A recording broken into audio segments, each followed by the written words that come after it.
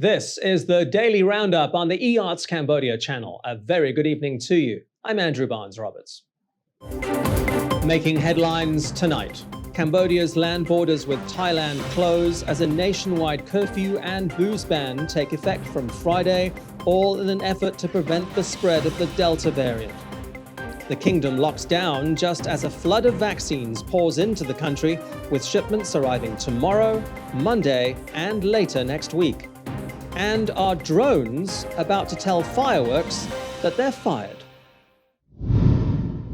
Cambodia is effectively in lockdown from midnight tonight for the next 14 days. The borders with Thailand will all be closed from Friday, and a nationwide curfew will run from 9 p.m. to 3 a.m. Alcohol sales and dining at restaurants are also banned across the country.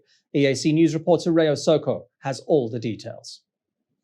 The royal government fears the emergence of Delta variant cases along the border could well mean a third wave of COVID-19 across the kingdom unless drastic steps are taken, and they have been.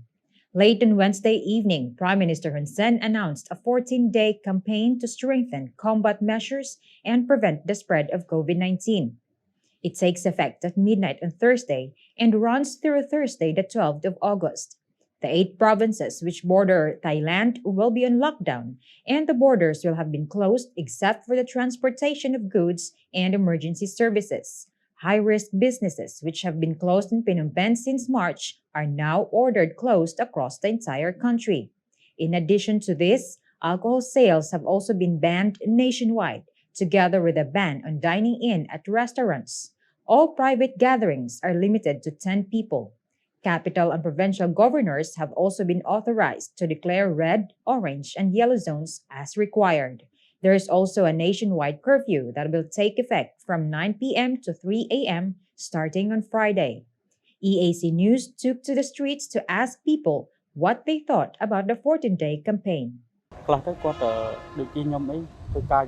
I work a night shift, so if the curfew starts at 9 p.m, it's hard for me to travel because every day I have to leave work at 10 p.m. While I support the government's decision, I also have to perform my job. I'm not really happy with this new curfew. Normally, I go back home at midnight, but now I have to go home early before the curfew starts. I sell here Riverside every day. With this curfew, I am sad that my livelihood will be affected. This is my only source of income.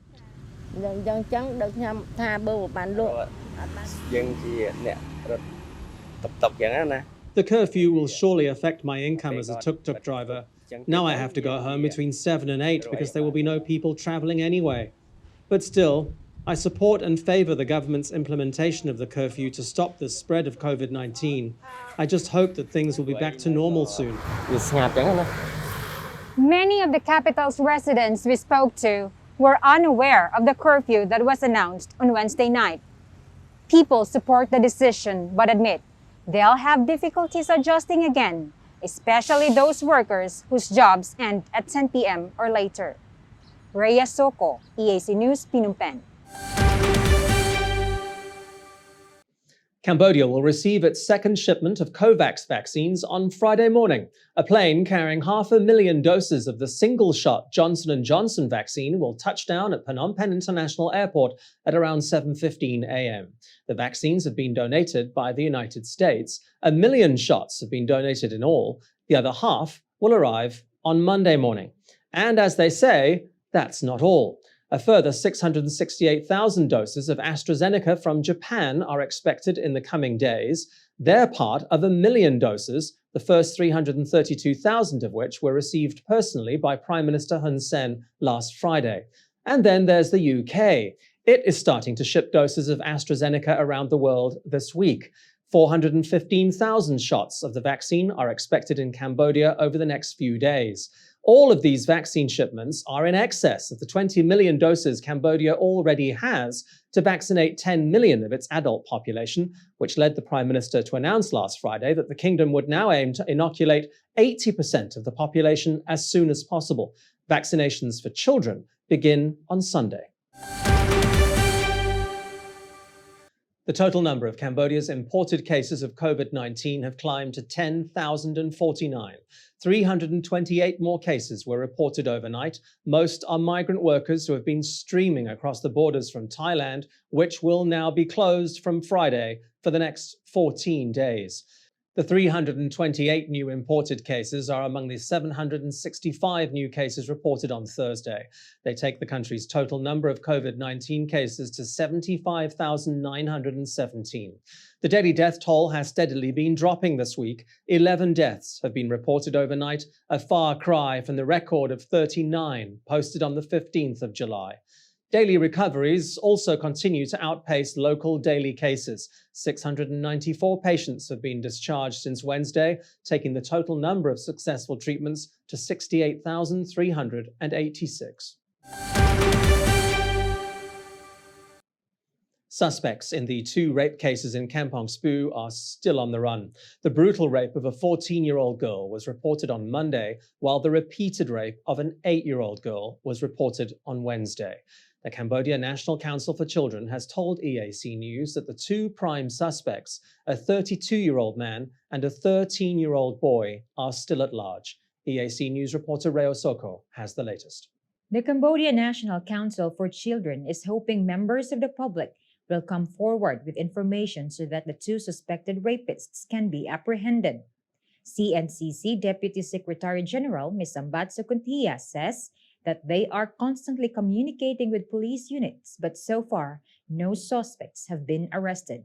She says the 14-year-old girl who was bludgeoned with an axe after being raped in Kampong Speu remains in a coma in Phnom Penh. The girl was first brought to a hospital in Kampong Speu, but due to the severity of her condition, she was transferred to the capital. The manhunt for suspected rapist, 32-year-old Mat Mustafa, goes on.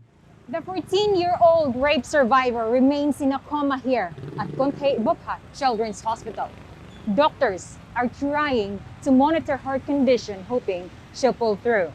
Those investigating the case are at least thankful that she'd managed to call for help and at least describe her attacker before she lost consciousness. Rhea Soko, EAC News, Phnom Penh.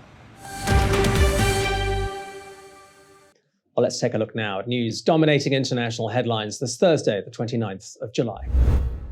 Evacuations are underway in southern Turkey as a massive forest fire continues to spread. At least 50 people have been hospitalized with smoke inhalation. Turkey's Disaster and Emergency Management Agency says teams are being called in from surrounding provinces to help.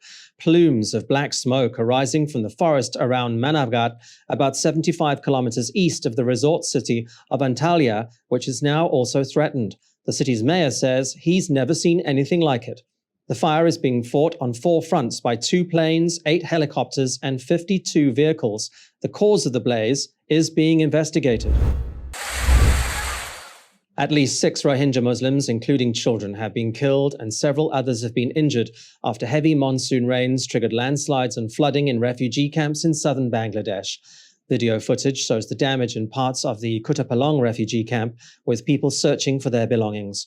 Nearly 1 million Rohingya live in crowded camps in the border district of Cox's Bazar after fleeing a military crackdown in Myanmar in 2017.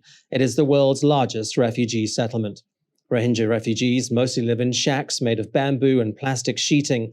The flooding has only made their living conditions worse.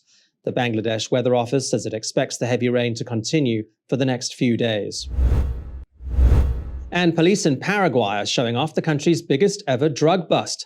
Almost 3,500 kilograms of cocaine were seized near the capital of Asuncion just as it was being stashed in a container of organic sugar for international shipment. The bust exceeded Paraguay's previous bust record of 2,900 kilograms seized in October 2020 in the private port of Villeta. That cargo had been hidden in bags of charcoal. Paraguay is not considered a major producer of cocaine, but it is a transit point for cocaine produced elsewhere in the Andean region.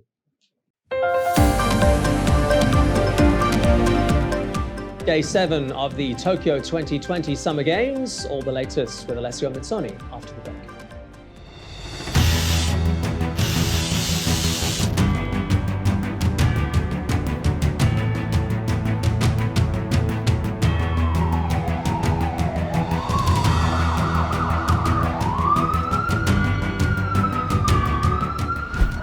EAC News fully supports the Royal Government of Cambodia's preventative and administrative measures against COVID-19. But we need you to play your part in helping bring the 20 February community transmission event to an end. Wash your hands regularly, sanitize wherever possible.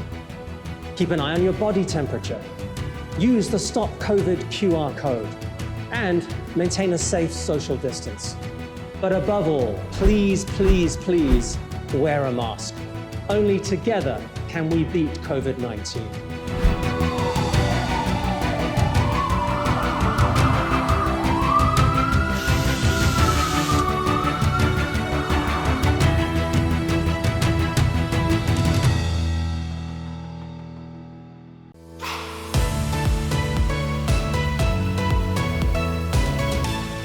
EART's Cambodia's audience is growing. Our YouTube channel now has 150,000 verified subscribers. To mark the milestone, we've received the Silver Creator Award from YouTube, given to channels with over 100,000 subscribers. YouTube CEO Susan Wojcicki says the award celebrates EART's Cambodia's hard work and incredible achievement. She says not only has EART's Cambodia brought a unique voice and style to the world, but has also created valuable connections and built a community along the way. The next milestone we're going for is 1 million subscribers, and we'd really like that Gold Creator Award. So if you're not already a subscriber, head to www.youtube.com/eartscambodia. Subscribers get all the latest breaking news and updates from Cambodia in English. We'll see you there. If it's happening and you need to know about it, you'll get it all right here. EAC News brings you updates and breaking news in English across all of EART's Cambodia's platforms and channels. YouTube, Facebook, Telegram, Twitter, and our website, www.eartscambodia.com. Join me, Andrew Barnes-Roberts, and the rest of the EAC News team every day on your favorite channels.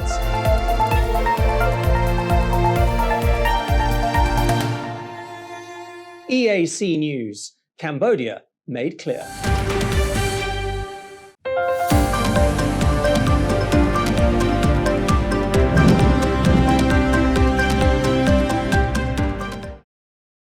Welcome back to the Daily Roundup. It is day 7 of the Tokyo Olympics and more world records are being broken in the pool and with the barbells.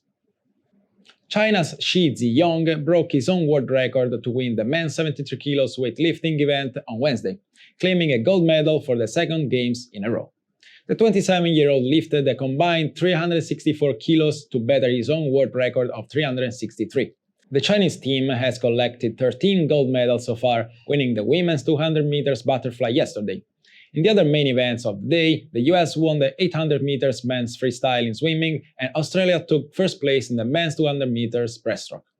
The medal table now sees the US on top with 13 golds and 35 medals in total, shortly followed by Japan and China. In Tokyo, the atmosphere is literally blazing, with temperature up and above 33 degrees. The intense heat and humidity could force bone competition schedule changes, with the International Tennis Federation in charge of the competition and the Games already moving Thursday's matches scheduled from 11 a.m. local time to 3 p.m. On the COVID front, Olympics organizers have reported 24 new Games-related COVID-19 cases, bringing the total Games-linked number to 193.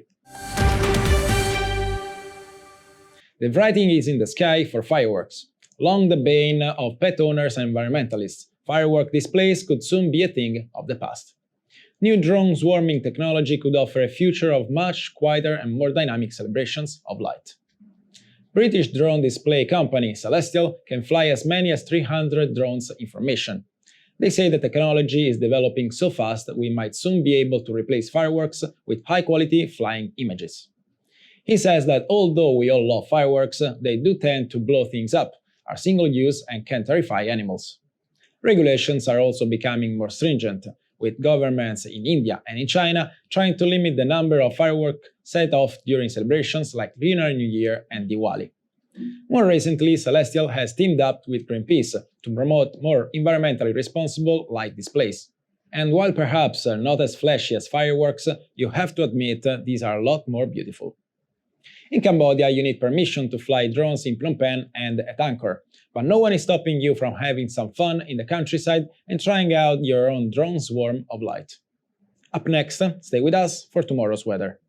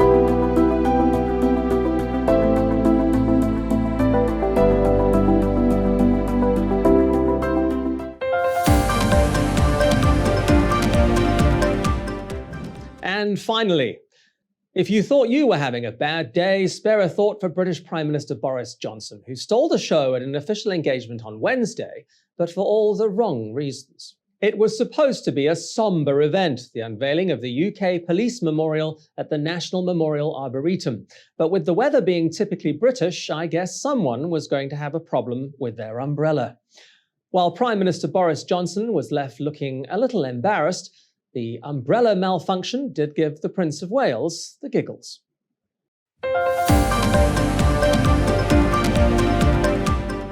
Thank you for watching the Daily Roundup here on the EAC Cambodia channel. More breaking news and updates from our website, head to www.e-artscambodia.com.